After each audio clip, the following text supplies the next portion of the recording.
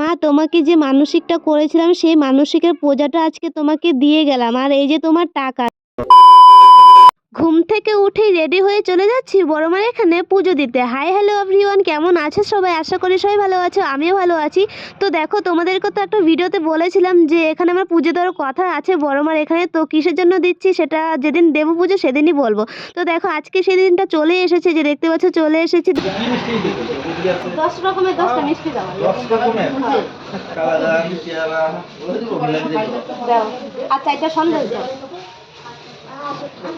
তো তোমরা তো দেখতেই পাচ্ছ আমি 10 রকমের 10টা মিষ্টি নিয়ে নিয়েছি। তো চলো তোমাদেরকে আসল কারণটা বলি। এখন আসলে হচ্ছে গিয়ে আমি বলেছিলাম বড় মাকে যে আমি কোনোদিন যদি ফেসবুক থেকে বা কোথাও থেকে যদি কোনোদিন ভিডিও করে টাকা পাই, তখন তোমাকে 10টা মিষ্টি দিয়ে এবং কি নগদ 500 টাকা দিয়ে তোমাকে পুজো দেব।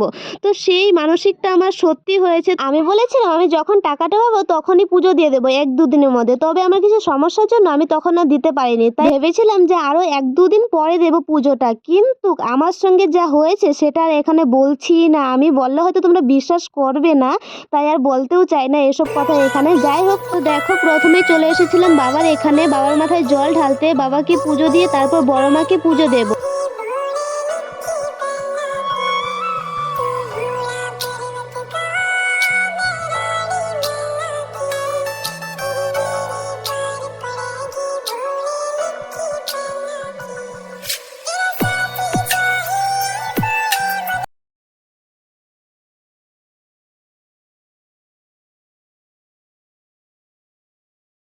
তো দেখো তারপর চলে এসেছি বড় মার এখানে পুজো দিতে। তো এসে দেখি যে গেট মানে বন্ধ করে চলে গিয়েছে ঠাকুরমশাই। আমি তো ভাবলাম ঠাকুরমশাই আর আসবে না, এখন হয়তো আমার একা একাই পুজো দিতে হবে।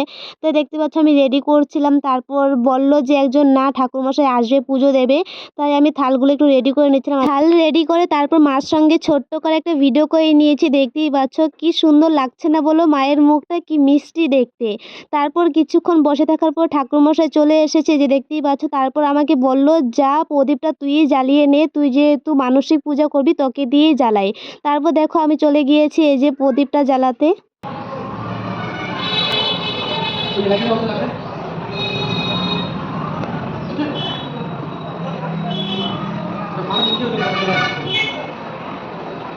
প্রদীপ জ্বালিয়ে তারপর যে মোমগুলো আমি নিয়ে গেছিলাম সেগুলো মার সামনে জ্বালিয়ে দিচ্ছি, এই যে দেখতেই পাচ্ছ।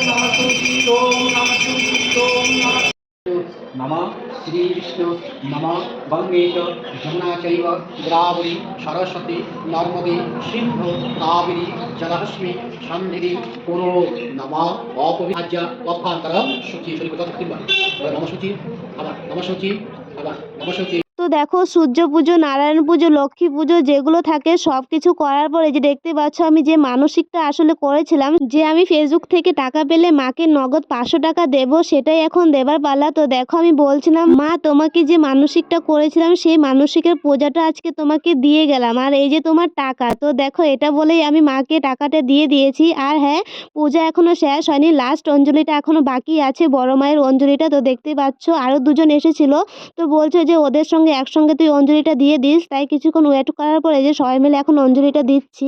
অঞ্জলি ওম নমঃ শ্রী শ্রী মহাকাল ভৈরব দক্ষিণা।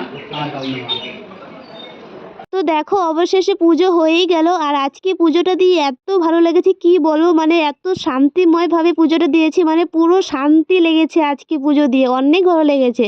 তো দেখো তারপর ঠাকুরমশাই বলছিল যে এখন তোমরা ঠাকুরের চারিদিকে মানে 3 পাক ঘুরে তারপর প্রসাদ নিয়ে যেতে পারো।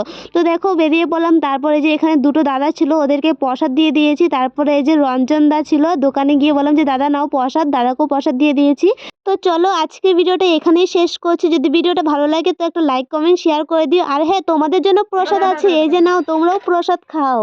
এটা সবার জন্য, সবার জন্য।